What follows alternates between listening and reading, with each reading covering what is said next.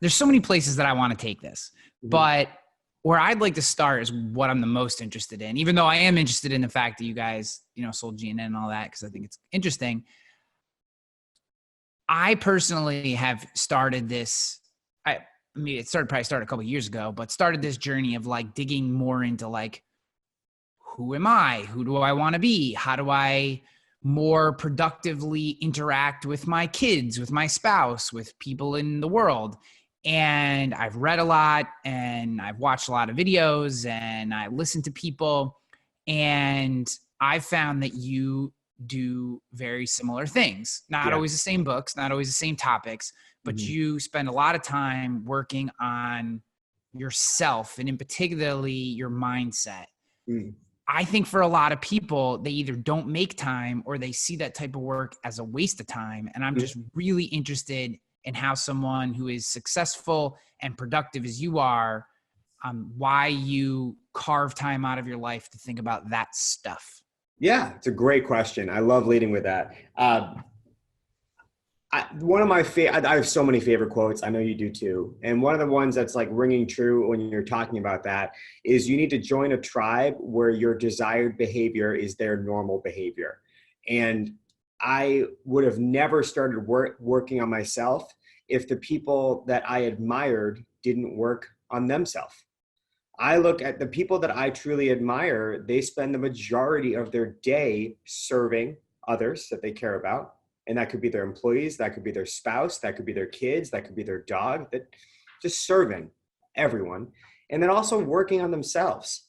They spend very little time like actually worrying about the work that they are doing or putting out to the community, because they're just so confident in themselves and their ability that they know when they have free time, they're just going to produce. So I think I've gotten much better at my job when I've actually the entire day just been focusing more on serving people. So I'm kind of obsessed by it. I do know that also if I liked it, I wouldn't be good at it.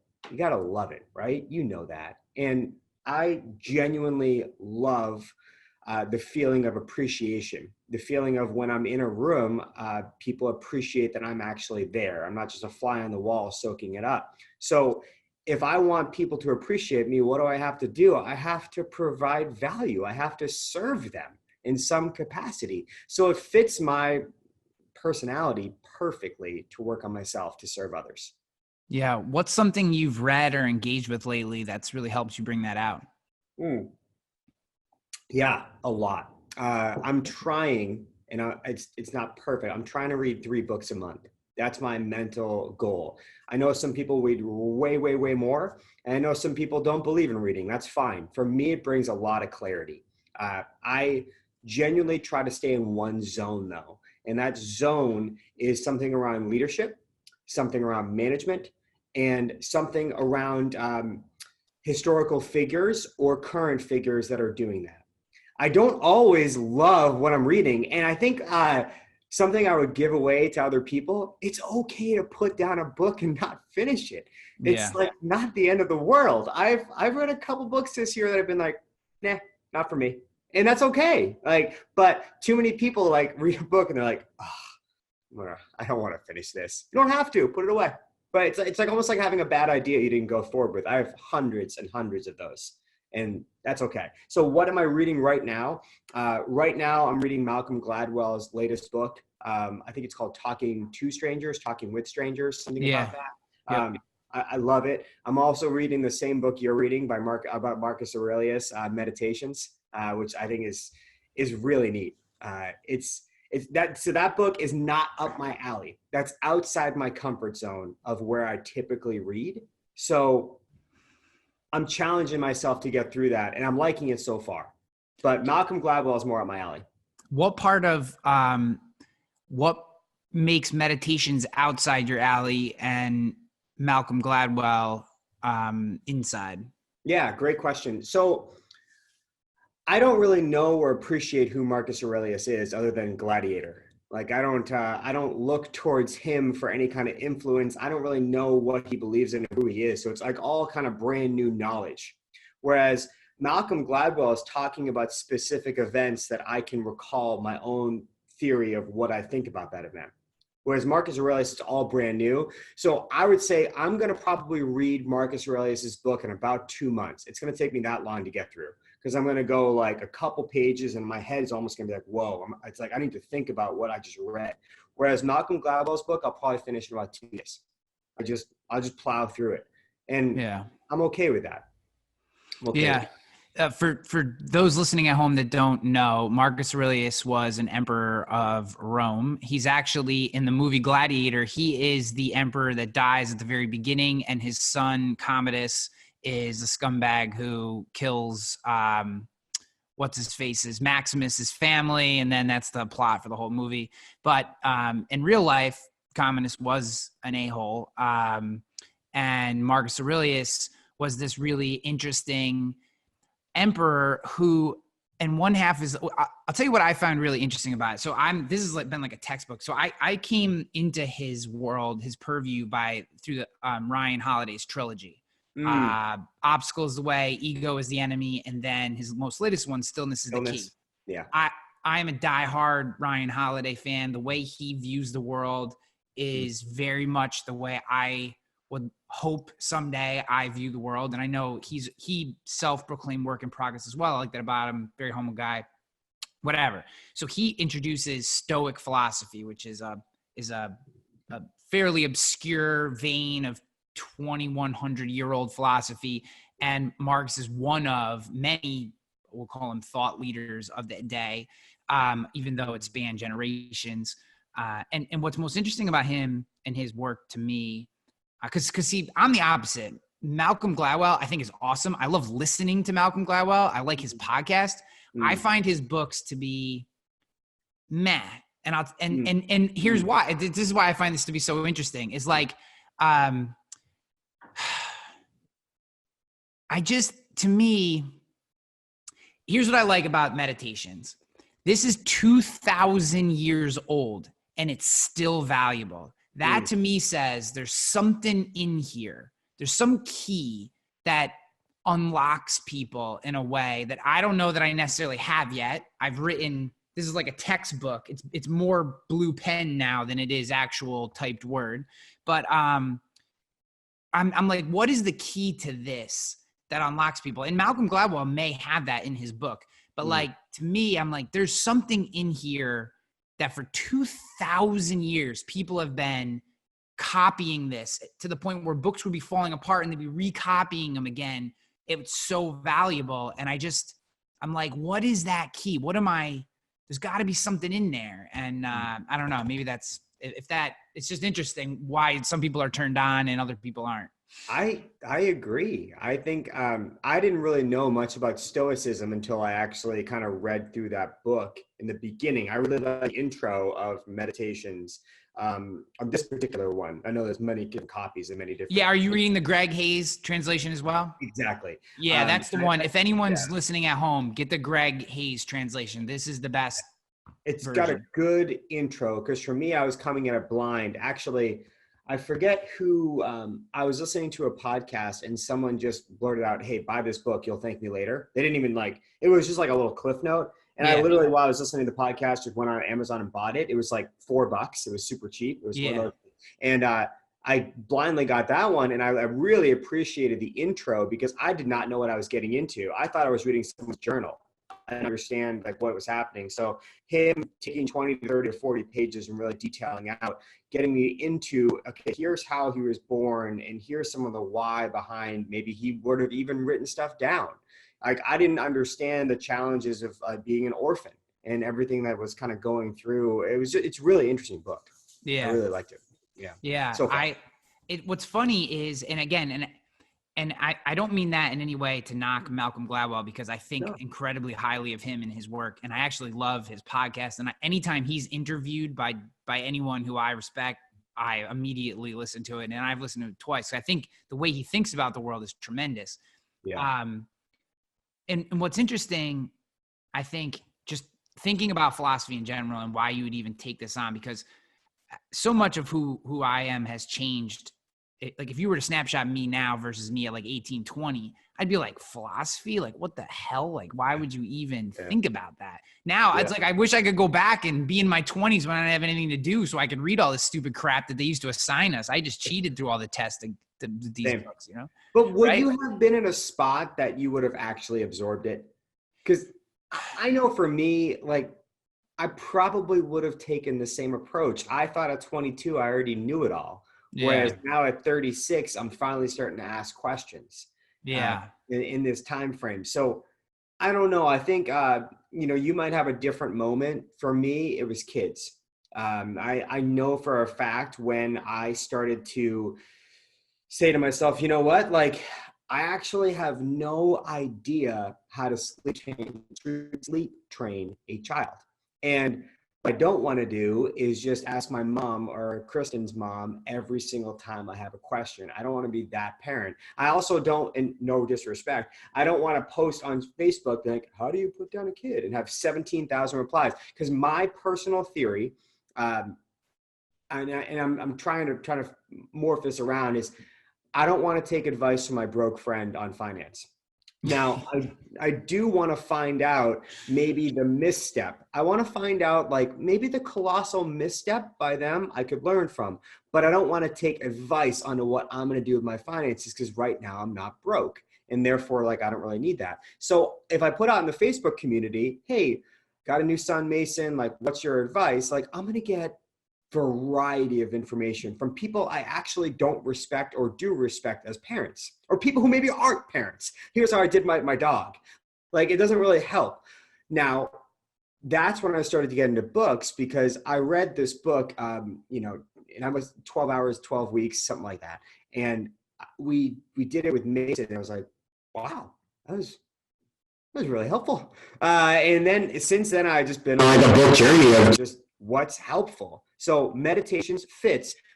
Going back to my original comment, it will take me more time, because I think it's bigger than me. To your point, you're writing through it out. My way of reading books, I'm a page holder, and what I typically do is I go slow to a meditations type book, and then I either have one of two options. I either read the whole thing again, or I only go to the pages I've turned.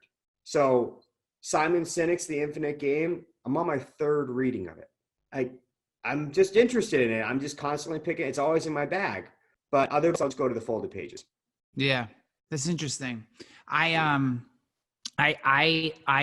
tend to. So I learned about a year and a half ago. I picked up this book from a guy. I subscribed to his newsletter. I think he's very smart. I think he thinks about the world in a very anti-mimemic way. I think he intrigues me. So he wrote a book, and it was slightly off of what I was interested in, but I was like, I bet there's some interesting stuff in this book, even though the topic wasn't exactly what I was interested in. I got 30 pages into that thing, and I was like, I hate this. I hate it. Like, no part of it was anything that I was interested in. I found it to be so off. I ended up finishing the book, like, out of like, please give me something, you know what I mean? Like, I wanted to support him and everything. And I did. I bought the hardcover version for $30 or whatever. And I just got to the end of it, and I was like, ugh, this was like, and I'm sure I've read reviews. I'm sure it's helped people, but and I was like, I'm never doing that again. Even if it's somebody else, the $30 was a donation. Here you go. You know what I mean? Like, I get it. People put effort into writing books. I like to support them, especially people I like, but like, I will never plow through another book if after the first 30 pages I say it's terrible again. The ones I do, I am with you. Like, I'm halfway through Jordan Peterson's book for a second time, which is like 800 pages. That to me is like a textbook. It's folded, it's bent, it's the binding's all torn apart. I have notes everywhere because I don't know. I just feel like, and then I try to go back and I do book notes, and sometimes I'll publish them, sometimes I don't. But just like going back through and like typing out, taking my notes and then typing them out really helps me capture some of the ideas. But to your point, I think you learned that from somebody probably outside yourself, because you're not a student, as you said, growing up. I wasn't a student growing up either. And where I kind of learned a little bit this year in specific. I'll call out somebody you know and love as well. Her name's Danny Kimball. And one of the things that I admired about her is we attended a conference together, and it was Story Brand. And I got to tell you, when I've attended conferences in the past, I know the seat I sit in. It's all the way back there. Okay. And I sit all the way back there because I'm almost like, I don't even really want to be here anyways.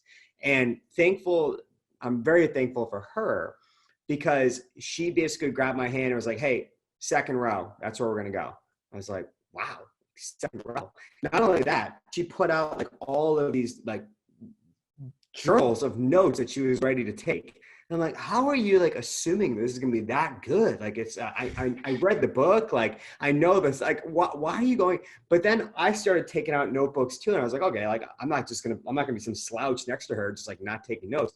It was the most valuable conference I've ever attended in my entire life. I wonder, is it that valuable because I was in that mental state going into it, saying to myself, this has got to be like super valuable. Now, I did the exact same thing when Seth Godin came to speak. I did the Danny Kimball method. I literally sat in the second row and brought out tons of notes. And I saw the person on my left being like, he only had a cell phone out. And he put his cell phone down and took out notes and started taking notes as well. So it's almost like that theory is passing on. Now, I bring up that story because I don't know I can't remember the moment. But I know it probably happened to me for books because I was not a page turner. I was not a note taker in books, and now I am. And you are too. And you weren't before. I would love to try to figure out how we started doing that. Yeah. I don't know. It's probably, if I had to take a guess, I've listened to probably 95% of James Altucher's 500 plus episodes of his podcast. I remember the day that he launched it. I listened to the very first episode, and I've listened to probably 95% of that podcast. I mean, I basically feel like the last 7 years of my life I've had him between my ears. Yeah. And he explains in detail sometimes how he just destroys books from the standpoint of like their pristineness, because he writes in them and note takes in them and does all this stuff. It may be him. I think it's possible that I just said, geez, here's a guy who I don't always agree with. And like, I've listened to, like I said, 95% of his podcasts, and I disagree with him quite often on some of his takes, but I admire deeply the way that he's able to look at the second, third, and fourth level of something and ask questions at that level. So as an interviewer, I use him as a contextual framework, and I'm sure it just sunk in. If this guy's operating at this level, and one of the things he does is put more effort into the books that he reads, I can probably do that too. Like, wouldn't I be an a-hole for not doing that? Oh, I don't have to do that. You know what I mean? You know what I mean? Like, that would be crazy. And I think that's part of it is like, here's the other thing I think. I'm interested in your take on that, is that at some point you make the decision, you either want more of yourself or you're okay exactly the way you are. And I think you can choose to want more at any given time. I think at some point in the last few years, I decided I wanted more of myself, and books had to be a part of that. That like, if, you know what I mean? Like this is 2,000 years old, right? There has to be something in here, even if it takes me 10 reads to figure it out. Even if it takes me, looking at something and then listening to this and then hearing Ryan Holiday and then hearing someone else and going, oh, now I get it. But like, I want more of myself. I want to be able to be a better version of myself, whether it's for my kids or for my spouse, or just so I don't wake up every day feeling like an a-hole.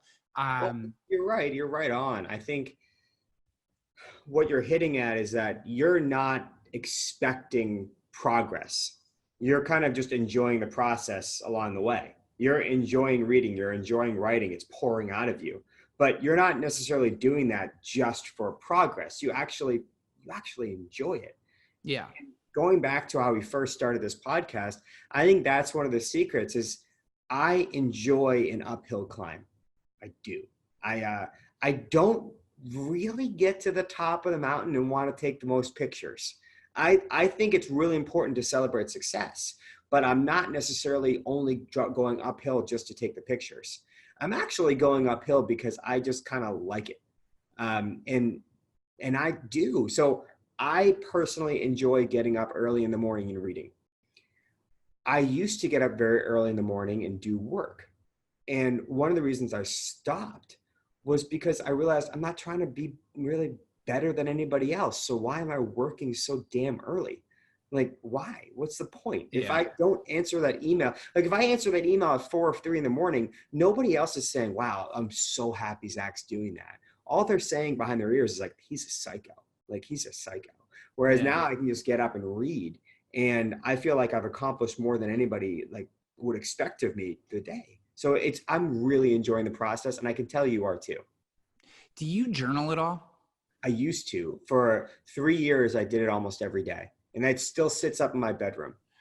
What got you into journaling, and what got you out of journaling? What got me into journaling is I was really working on something internal. I was a little bit overly negative on my progress. When I started journaling, Matt and I were $300,000 in debt in G&N. And it was really a turning point where I just said to myself, like, I'm working my tail off. Everybody's telling me you're doing a good job, but my bank account is saying you need to find a job. So I was struggling with that mentality. And rather than take it out on people, what I decided to do is just write. I followed a very simple, my own mix mash where it was your basic, how you're feeling, one thing you're grateful for, what's going to make today a win, general thoughts. And then actually on my very last thing, I wrote something about KG every single day that made me happy from the last 24 hours. And that was my own personal way about doing it. Now, I did it for 3 years and I loved it, and it's still up there, and I reference it from time to time. But again, kind of just like reading a book you don't want to do anymore, I'm okay stopping journaling. I personally said to myself, it's becoming a chore. I'm actually not enjoying doing it anymore. And oddly enough, the reason I was doing it in the first place, I had fixed. So now I was just journaling, being like, everything's great. Like, it's awesome. Like, things are good. And I was like, I don't need this. What about yourself? Do you, I don't, I don't know. Do you think that journaling helped you wrap your head around things? Like, do you think it played a role in the turnaround in making the decisions that were necessary to not have to journal anymore? I mean, tell me the moment you fell in love with your wife. I mean, like, you can't answer that. I mean, that's Simon Sinek's quote, right? You can't answer that exact moment. Probably the first time she tried to break up with me, but I actually probably know the answer to that question. No, but I mean, like, it's difficult, like, because you made a really massive turn from like liking her to loving her to wanting to spend the rest of your life with her, et cetera. And you can probably pinpoint relatively the moment, but there's a lot of moments that led up to that moment, of course, right? I don't know the moment that was turnaround. I just know that if I didn't journal, I probably wouldn't even be at as good of a spot as I am now. Like, I don't know the best book I've read this year, but I know that all 34 of them have mattered so far. Yeah. I think that's a really good way to look at it, because one of the things that I've taken away from a lot of the books that I've read spanning different eras, whether it's like, I started to get into a little like Carl Jung, which is really heady stuff, really contemporary stuff like Jordan Peterson, some of the transcendentalists, like Thoreau, and I really like Emerson, although you have to dig into them a little bit, you know what I mean? Like, and this sounds like a 10th grade like reading class or whatever, like English class, but it's really interesting stuff. And then you take it all the way back to some of the things that I've read, from some of these early philosophers, and they all come back to this idea of the, like, being in the moment, right? This moment right now, where we are right here. And I can be terrible about that. And I find it to be a major failing of mine, is I will dwell on the past, but even worse, I create false scenarios of what's going to happen in the future. And I allow things that haven't actually happened to dictate my current mood and my actions. And I think I think that's our natural state. And then you work to get out of that. And, when I think about what you just said, I have a feeling that journaling acted as a tool for a period of time that you needed to stay centered to get through this tough time. And even though, whether it was journaling or something else, whether, you like to, I see on Instagram, you like to shoot hoops, right? Like moments where you took a half hour to go shoot hoops could have been your journaling. It just happened to be that thing at that time, or a combination of it was just bringing you back to the present so you could solve problems. I feel like that thing, whether it's journaling or something else, journaling just isn't what I particularly need. I have other mechanisms, I think. Yeah. I find it to be interesting, but I have never really taken it on. I think that's the key is being able to put yourself back into the moment that you actually are in. Yeah. I think for me, going back to one of my goals is, my phone was causing me stress. I wanted to find out a way not to really look at my phone first thing when I get up. I know for a fact that if I get up and check my phone, I will do things differently in the morning than I normally would. And so I go back to my original stuff that I was saying to you about, like, who do I admire? Who do I want to become? Now, I don't have that one specific person. Like, I couldn't look and say like Arnold Schwarzenegger or something. Although that I do love Arnie though. I love him. pretty cool. Be pretty cool. But I'd be filling out the shirt a lot more than I currently. but I do think to myself, okay, like the person I want to become is the person who really balances being a dad with achieving what they really want to do. And there's a lot more to it. I want to be a great husband. But these kind of things fall in line, and business just so happens to be down the road. So if that's who I want to become, like when I check my phone in the morning, I'm already telling myself what you, Ryan, are doing and what my clients are saying to me and my referral partners are saying to me is actually more important than anything I'm going to do for myself. So that's kind of how journaling started, that whole mentality. Now it's become reading and it's become writing. And then it's just become straight into that. So it actually is I still carry the traits on. To your point, I just do something different. Yeah. I still accomplish the goal, not every day, but almost every day, of not checking my phone for the first hour in the morning and the last hour at night. Yeah, that's good. The last hour in the night thing, I have mastered that. I don't check my phone at night. I've been pretty good. The morning, sometimes I will. Sometimes I get about a half hour into my reading and I need just a break from the words. Sure. And I'll look at Twitter or something. Yeah. And then I'll come back. I try to avoid email though. That's the big one. If I can stay away from email, like a couple, if I can just check Twitter real quick or LinkedIn, just see if anyone commented, or posted something interesting. But man, if you get into your inbox too early, it can mess your whole day up. So your inbox, sorry to interrupt you, but your email inbox is somebody else's to-do list for you, right? It's like I'm just doing that. And I really believe that, where I think if you go towards Twitter, that's okay. There's a social interaction that in a mission you're trying to accomplish with your Twitter and with your back and forthness and you documenting your journey. I like that balance. I like that. So I think people can buy that they need to read something or engage in something deeper than their own thoughts, although spending time with your own thoughts is very important. I think it's whether it's reading articles or books or listening to podcasts, just tangentially, I think it's important to go long form. I think what's powerful about, say, Joe Rogan is he does 3 hours. I think what's powerful about a book is it takes 8 to 10 hours to read a book. I think articles can be great, but I don't know that it's ever enough more than a reminder, or as a feeder for something that's deeper. I think real change comes from deeper. But long story short, wow, I hate when I say that.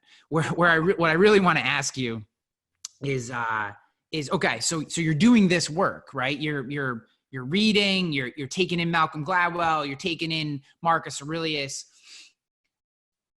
It's really easy then when you go so you're in your house, you're reading that hour before, you're taking all this stuff in, you're coming out, you're very, you're glowing with philosophical genius, and then you walk into the office and you revert back to baser Zach. Like, how do you make sure that you apply the things that you take in through the 34 books that you've read this year? How do you make sure that you take those things you've taken in, you actually apply? Do you have a mechanism for that? Do you have someone that holds you accountable? How do you hold yourself accountable to actually implementing those changes? Ever changing.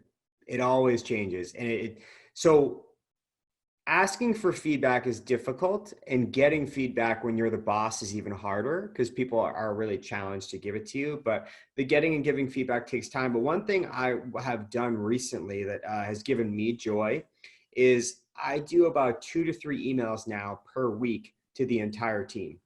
And what I do is I BCC them all. I'm not looking for replies. That's not the point of it, but I'm just kind of giving them some insight into like what I'm thinking about.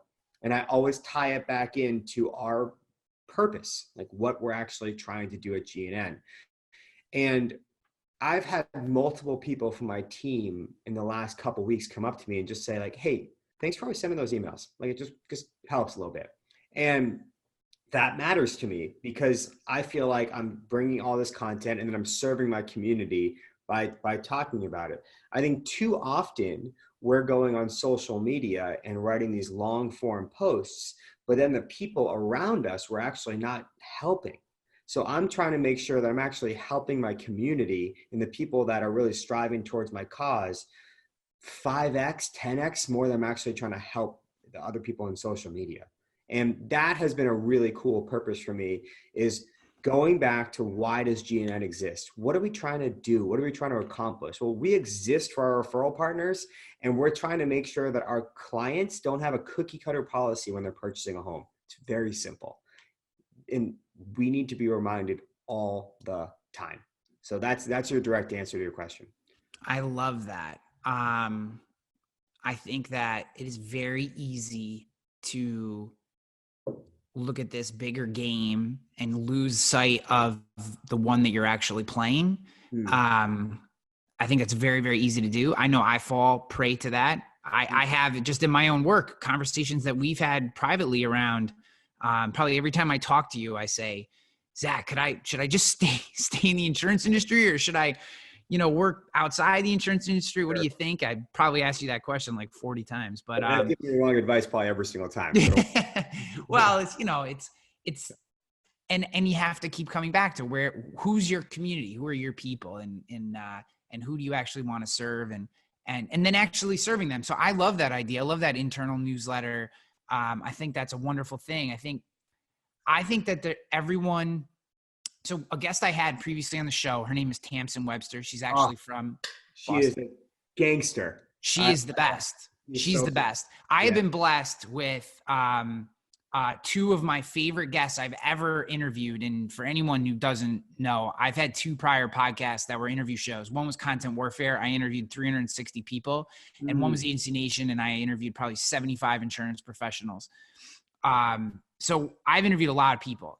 Nancy Duarte and Tamsin Webster, who I've just interviewed recently in the last few months, are 2 absolute gangsters. They're the best. If you are not following their work and just connected to them, just watch what they do. You don't have to engage with them. Just watch what they do. It's so good. They're so smart. I'll show you live here. So here's I don't know if you probably can't see this on here. Tamsin Webster, like I have notes on one of her speeches just like in my phone, just because I thought to myself, I was like, this is someone I should just understand. The red thread is something I believe in. I've read Dude, I bought the course. It's awesome. So really good. My next, so I have this keynote, which I'm working on rolling out in 2020 called Action is the Answer.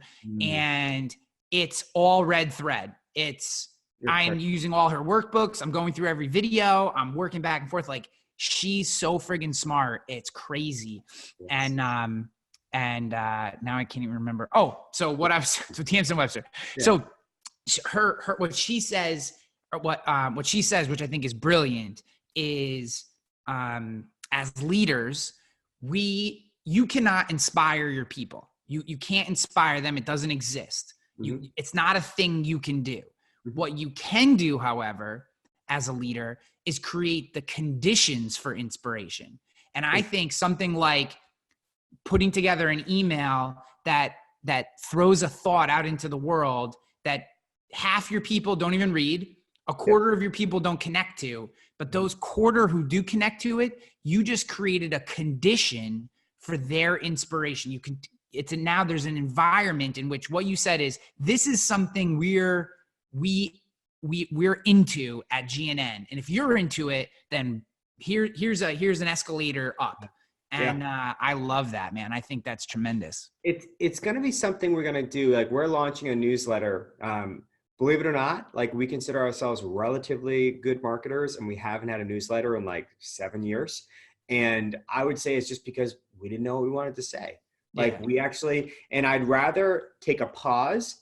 Again, we've grown 30% year over year for a long time, and we do not have a newsletter. Like, it's okay. And life goes on. Like, you don't necessarily need to have one. Like, there's a lot of ways to do business. But what Matt and I are thinking about is we're going to start having a newsletter that's just like, from the desk of Matt, from the desk of Zach.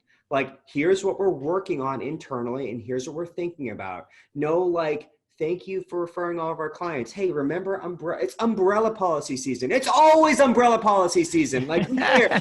Like, this is so stupid. It's life insurance month. No, it's not. Every month is life insurance month. I'm so sick of those. So back to like her theory, it's like, in Seth Godin's series, like, do you matter?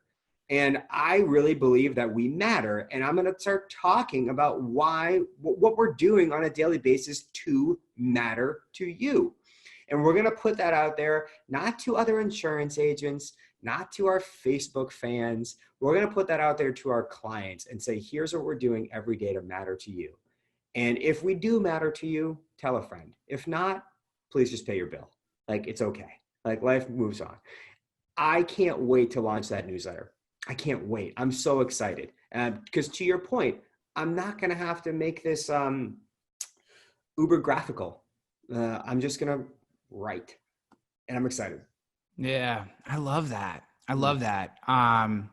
So an idea. So I am the type of person that throws a million things up on the wall. So I always have a million things going on. And I kind of hate that about myself, because the fact that you've waited until you had something to say to have a newsletter, which I'm sure wasn't the only reason, but is part of the issue. Sure.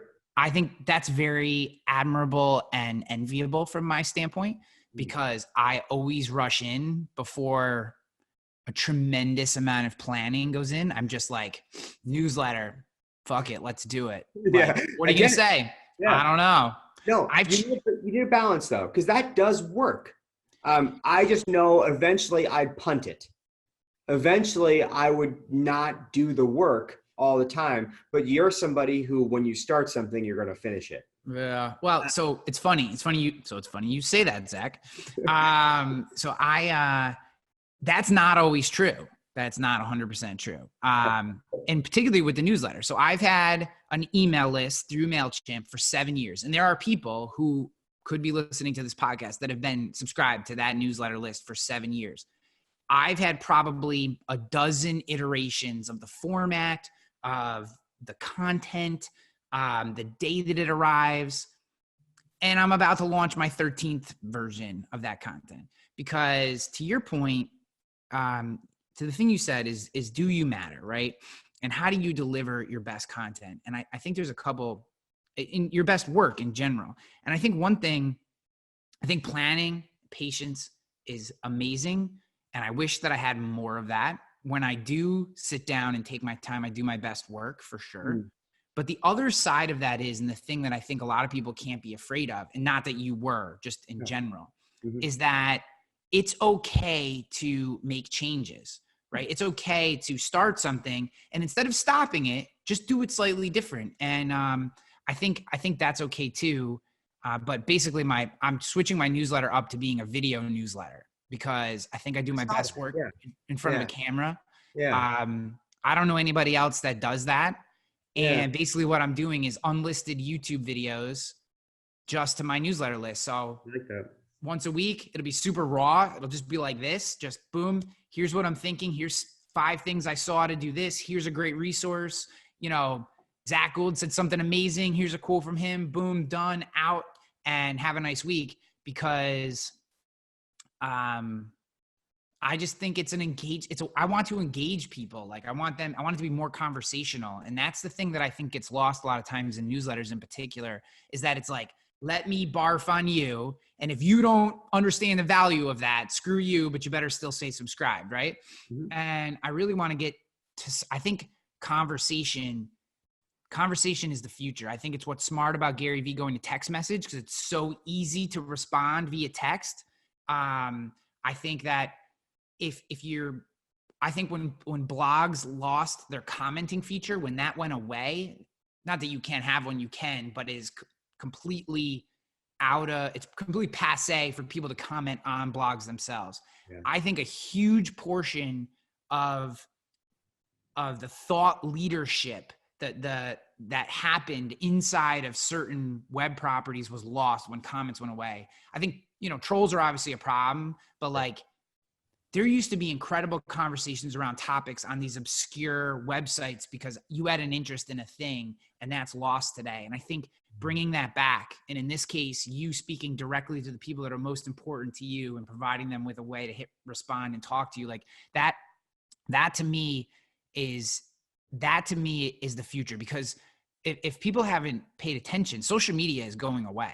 Like from a standpoint of like it being a useful tool outside of just broadcasting shit at you. Like it's like you have to be ready for a world where social media does not help you grow your business. It's just another advertising platform. That day is coming. And I think things like newsletters, I think text conversations, text subscription services, however we want to figure that out, I think that's the best way to do it. I think to your point, I mean, there's the quote out there, like, play stupid games, win stupid prizes. Yeah. And I think Naval said that, and I just look at it like that is like perfect. Like, I'm not trying to play a social media game. I'm not trying to win a stupid prize. Yeah. What I'm trying to do is matter to my clients. And I feel like the majority of G&N's clients is in my demographic. They're around 35. They're in a house. That's kind of how we got them. They could be 55, they could be 25, but they're in that range. And we can speak to them about what we're trying to do to matter to them on a daily basis, or what we're working on. And I'm excited for it because we're going to be a little vulnerable. Hey, like, we're working on one of our missions, sorry to go off and off, but our mission is to have a better process for our realtors, loan officers, and closing attorneys, right? So we're not saying we're the best, and we're trying to have a better process. If we're trying to have a better process, what are you working on? Well, we're going to start talking about that. Yeah. Now, there's some great books out there. One of the better ones I read this year was The Power of Moments. And it really talked about how you don't necessarily remember the entire experience. Or the experience doesn't have to be great the whole way. It just has to be remarkable in very small moments throughout the experience. And then you kind of toss it away. And they kind of relate it to going to Disney. I mean, going to Disney World with your kids is a nightmare, probably. I mean, we're gonna do it pretty soon. And it is probably one of the more stressful times to like get down there with the entire family. But you have these like incredible high moments. And I've never heard someone not recommend going to Disney. But that does not mean it was remarkable the entire way. It's just a powerful moment. We want to create powerful moments during the process for our realtors, loan officers, closing attorneys, so that the insurance policy isn't cookie cutter for their clients. It's time to start talking about what we're working on and what we're doing, and invite them to a conversation to tell us what we could be better at. And I'm excited. See, there's on so many levels. I think this is going to be tremendous for you guys. You used the word vulnerability. I think that's a big part of it.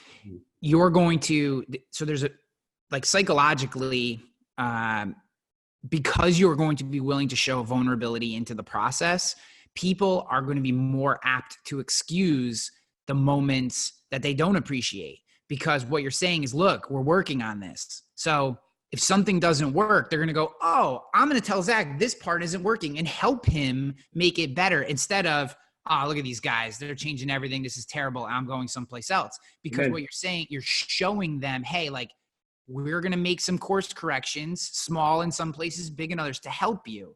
And by telling them that, they're going to feel like they're coming along for the journey instead of being pushed along for the journey. And I think those are two very different things. Yeah, you're totally right. And there are some companies that can do that via social media, and there are some companies that can't. I think we're kind of done trying to be a social media company. I think it's great. We have 6,000 or so, or whatever, 10,000 or whatever amount of followers we have across all platforms. That's super duper. That's wonderful. But they don't interact with us very often other than just hitting the like button and saying congratulations on whatever. I don't want the like button. I don't care about the like button. What I really care about is like, if something's bothering you, I hope we have a platform that you can talk to us about it other than writing an angry email when it actually happens. Yeah. And I don't know. It's grabbing me that this could be an interesting way. We've thought about a lot of different ways, but what is the easiest way to communicate? It seems like email or text. It's just very, very simple. Yeah. And I appreciate and love what Gary's doing. I'm not going to give out my cell phone though, but I appreciate and love what he's doing. And like you said earlier, he put out a post like this week, or I don't know, like a couple days ago, where he made the firm announcement, which I was waiting for. He made the firm announcement that in 10 years, he thinks social media is going to be like kaput. Yeah. Not necessarily gone, but it's going to be like a pay for a service or something of that nature. And that's why he's really doing this cell phone beta test, which I think is so incredibly intelligent. I think super smart. Yeah, so I completely agree with him. You can already see it happening. So I've been doing a lot of tests lately on the big four: LinkedIn, Instagram, Twitter, and Facebook around so for me, my YouTube channel is a big part of my business. Being a speaker and a consultant, I need people to see me. Like the written word is great, but I need them to see who I am, hear my cadence, how I talk about things, so that they can feel comfortable hiring me for their business or for their event. That's important to me. So I want people to go to my YouTube channel. I don't necessarily want to, even though I do native video and I know native video is like the best practice, I wanted to see, like, for me, it's tougher for me to track what's going on. It's tougher. And then it's gone, it hits, it's gone. I don't love native video inside of social. I don't love that, because to me, it's more about a long tail. I want you to be able to consume not just that particular video, but be able to see the story arc and the narrative of all the content that I'm creating. Okay. Maybe that's selfish. Maybe it's not. I don't know. But if you try to push people off of social media onto any other platform, your website, another social media platform, your YouTube channel, you do not get the reach. You are throttled incredibly hard. Now I'm going to give you just a quick idea of this. So I posted a video, pretty short, natively to LinkedIn. It was like 1 minute and 30 seconds. It was like how to be uncomfortable. I'm looking at this book like it has the answer. How to be uncomfortable in whatever. It doesn't matter. It was like some like just short leadership thing that I picked up from some book I was reading. I was like, oh, this is cool. I'm just going to talk about this for a second. Okay. Bam. Posted it natively on every platform. Then I put it on YouTube and I shared the same thing like a few days later with YouTube. I didn't care so much about the click-throughs because I knew it wouldn't get as many like views. What I cared about was how many people did each one of those platforms actually show that post to. It was insane. We're talking like 20%. So if 1,000 people saw the LinkedIn native video, the one that I just uploaded the video directly to LinkedIn, 200 people saw the YouTube one. So if you think that that's not already happening today, and I'm not talking to you specifically. No, I'm like happening. Dude, I'm beating your drum. Yes, it is absolutely happening. Social media as a tool to drive anything outside of brand recognition. And I will give it that it still has incredible power for brand recognition. Yeah. But if you're actually trying to drive people to properties, it's gone today. It doesn't exist today. You know our story. I mean, we hired someone to follow us around from 2016 for 2 years every day. And, we did a vlog, Gary V style, and like he said to do, and we did it. And one of the many reasons that propelled us forward. But why do I bring that up? One of our first strategies in like 2016, so way back, was to post it on YouTube and share it on Facebook. And even then, Facebook gave us the finger and was like, that's not happening. Yep. So they knew that a long time ago. But when we posted it natively on Facebook, the views were in the tens of thousands. And that was great. Not a humble brag. It's just true. Yeah. Now, when we did it from YouTube to Facebook, it was like 200. Yeah. Now, we were able to judge that those were real views based on engagements and based on interactions and outbound. So it was legit. But I go all the way back around to what Gary Vee's saying. This isn't my original thought. I've heard you talk about it too. It's just that like these services are free. So, in general, unless you're sponsoring ads, they're free. So therefore, when they put handcuffs on you, they're making money. Yeah. I'm okay with companies making money, whether they're Facebook or whether they're John Smith Insurance Agency. Now, when you have a newsletter, like you said, or when you have text or when you have emails, the best thing about emails is they don't cost $1 to send. Like, that's awesome. I mean, they talk about this all the time. Like, one of the stupidest things, like one of the things they should have done is made email cost money. Can you imagine if every single time you sent an email, like a newsletter, cost you a cent? Like, yeah, maybe you'd write more. So actually, this is Seth Godin's own original thought.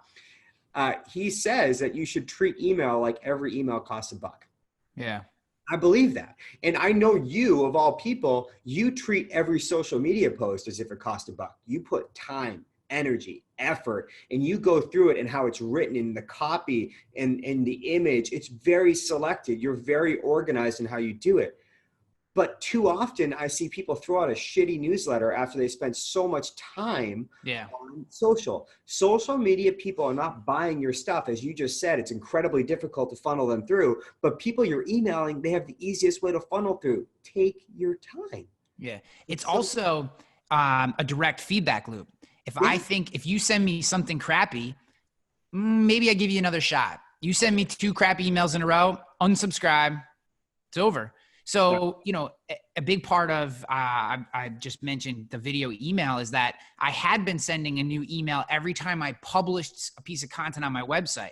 And I was seeing 15 unsubscribes every time I did that. And literally and here's the interesting part. I was getting people and they're like, Ryan, I get your stuff through LinkedIn. I get your stuff through this format over here. And that's not what I wanted, because I know that coming in the very near future, the only 2 things that are going to be worth is text and email. Those are going to be the 2 most valuable things that you can have for your business, are those 2 pieces of information.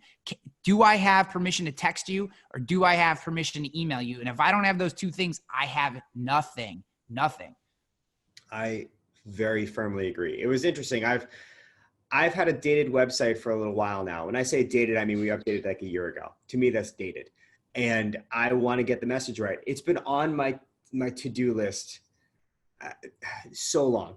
It just hasn't mattered, because I realize that I look at the numbers that go, I'm impressed by the number of people that do go, but I track where they go, and the pages they actually go are the ones that don't need updates. So I'm like, I'll get to that later. And to your point, like, things just stop mattering. And I started to realize that we track weekly behaviors, and we track a lot of weekly metrics about what drives our business. And people were referring more or less because we were doing a lot on social. It was just nice to see. It was nice to keep up with. But when we have direct communication, it's when the magic happens. So to me, and I want to be respectful of your time, and we never even talked about your business, which is probably a good thing for you, since there's like 7 other podcasts that you've done that talk about it. That's fine. This is just more interesting stuff to me than what's going on there. I'm happy for you, obviously, but this is more interesting. I think that social to me is the baseline, right? Yeah. Like, you can't be terrible at it. And someone can't go to your page and see 72 followers, and the last time you posted was 2016. You have to, consistent on brand posts, which consistency is relative. There's no right or wrong answer for it, but consistent on brand stuff that adds some value. And I do think that there's a level of social validation. So if you're a decent sized business, people have some internal metric. Hey, they're this size business. They should have approximately this many followers. And as long as you're close, they're like, checkbox. Okay, these guys are doing the work. They're there. But that doesn't drive your business. I will say that if you're willing to pay, and you're willing to make advertising part of your business, that's a little different story. It's also a different model. It's certainly a different model from what you guys are doing. And it greatly depends on who you're going after and if you're trying to crack a new market, stuff like that. But couldn't agree with you more. The last thing, and then I want to let you go, I'm just really, and this is maybe seems kind of random, but I'm just really interested in your take, like in-person events, breathing the same air. There's a lot of, there's always this conferences are dying, conferences are, not as important. Like, where do you stand on paying money to share space with somebody, just to be in that same ecosystem, whether it's someone you never actually meet but is up on stage, or just milling around with like-minded people, big events, small events, just like, where do you stand on that particular topic? Great question. If my tribe's there, I'm there. If the people I want to be around are there, I'm there. Now, if there's, 10,000 college kids and me, like, I don't think I should be there. I think that, like, I need to be around. If other dads and other moms who are trying to do the same things I'm trying to do are in the crowd, I belong there. And then I don't care how much money it costs. Like, I don't care. For instance, I recently, for $500, I bought a ticket to go watch Seth Godin speak. Whatever. I mean, I've read his books. He was in Boston. Seemed like a good idea. And from there, I saw Tamsin. And I watched her speech and I was like, this person's amazing. I didn't really know about this person. And then I realized, oh my God, she was on your podcast like 2 weeks earlier. And then I listened, like, it's just, you start realizing that, like, okay, the only reason I went there was because of Seth Godin. And then it opened up many doors. And then I'm going all the way around. But last week I was out I met up with JJ from Storybrand. He actually came to Boston. He hit me up and he was like, I'm in the town, saw him. And he was presenting. The guy who was there with him was one of Seth Godin's best friends, oddly enough, of all people. And I started jiving with him, and he is the one who turned me on to this new Malcolm Gladwell book. So you start going all the way through. I would have not done any of that without purchasing a $500 ticket to go watch Seth Godin regurgitate something I'd already probably heard before, but hadn't heard it in that manner. Secondarily, shout out Danny Kimball. I was in the second row and I had notes. Now, all of this matters. So I probably will pay for a conference a quarter, I would say, is what I would do. And I'm okay with all of them being terrible as long as I'm going for a person that I really respect is on stage. I don't necessarily care about the overall experience. I just really want to get close. So if any of the authors I read in books this year come to speak in Boston, that's a great opportunity. Yeah. But I don't necessarily really care about insurance conferences. I apologize for saying that out loud, but like I'm going to go to IAOA out of just sheer respect for what Nick and Dave built. I'm going to be in the room. I'm going to be chatting with tons of other insurance professionals. And I respect all of them. I think they're amazing, some incredible things going out there, but I'm more there for the community and to support the people running the organization. I don't think I'm going to be at some other conferences because I don't necessarily really want to network with other insurance agents. That doesn't provide me tremendous value. What provides me tremendous value is going and watching people like Seth Godin, Tamsin, and all these other people speak, and then taking those insights and bringing them back to the insurance community. That provides me tremendous value. So long-winded answer, but I hope that kind of directly answered your question. Dude, I'll tell you, I did this video when I first when things fell apart, metabolic, called The 9 Things I Learned Being Out of the Industry or whatever. I love that. Yeah. And one of the things in there, one of the very first thoughts that hit me when I came back into this space from kind of being away was, we're so insular. We're so insulated in these ideas, and we start breathing our own air. We start like thinking that just because, there's nothing new. And I absolutely, and I love a good insurance conference because I love to hear what people are doing. Yeah. But I agree with you. I think the future of the insurance industry is people like yourself who have done the work, who can speak the language, who understand how to talk insuranceese, starting to permeate new ideas, new thoughts, new concepts into the industry. And I think that's just the future. Last thing before I let you go, the Daily Dad. Do you know about the Daily Dad? No. It's a newsletter. It comes Really? every day. It's just for dads. I'm sure they let women subscribe to it too, but the content is for dads. It's pretty good. Like if you just want dad content, just like little things like, hey, when your kid does this crazy thing, like maybe you want to think about reacting this way instead of this way. Just Daily Dad. It's awesome. I get it every day. I read like half of them, but they're pretty good.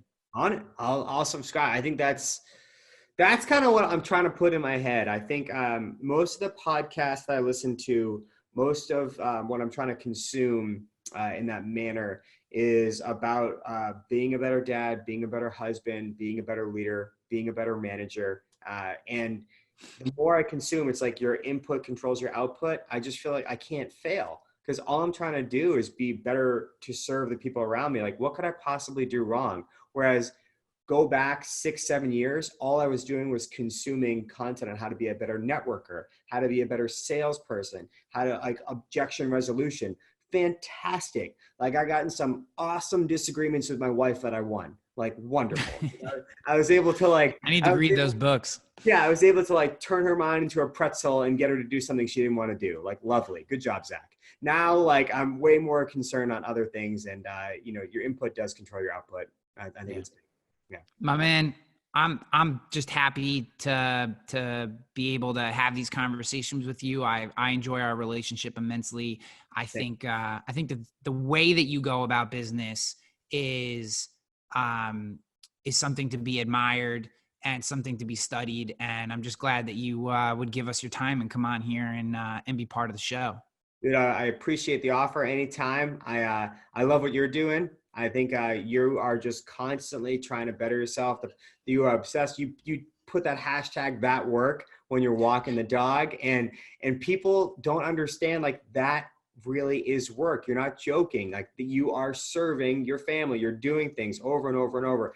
Keep doing what you're doing. We all appreciate it. I love the show. I love your newsletters. Like it's good to have you back in action. You're the man, bro. Take it easy. Yep.